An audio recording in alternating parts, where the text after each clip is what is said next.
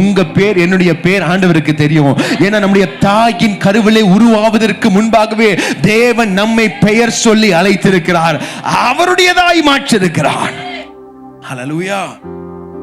அப்போ இந்த வார்த்தையை சொன்ன உடனே, ஆண்டவரே உங்க கண்கள் எனக்கு தயவு வேணும்னு சொன்ன உடனே ஆண்டவர் இறங்கிட்டார். இவ்வளவு நேரம் கோமா இருந்தவர் என்ன செஞ்சாரு? இப்போ அந்த பிரேயர்ல என்ன செஞ்சாரு?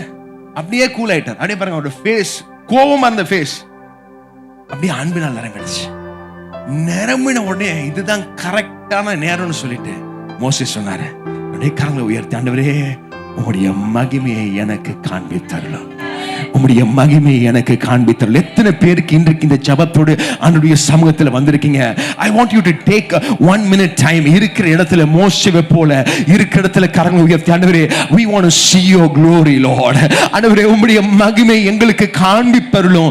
உள்ளத்தின் ஆழத்திலிருந்து நீங்க ஜெபிக்கும் பொழுது தேவனுடைய மகிமையை உங்களுக்கு காண்பிக்கும்படி தேவன் கிருபை செய்ய போகிறார். அன்றைக்கு மோசேவுடைய ஜெபத்திற்கு பதில் கொடுத்த தேவன் இன்றைக்கு உங்களுடைய ஜெபத்திற்கு பதில் கொடுக்க வல்லவராய் இருக்கிறார். ஹல்லேலூயா.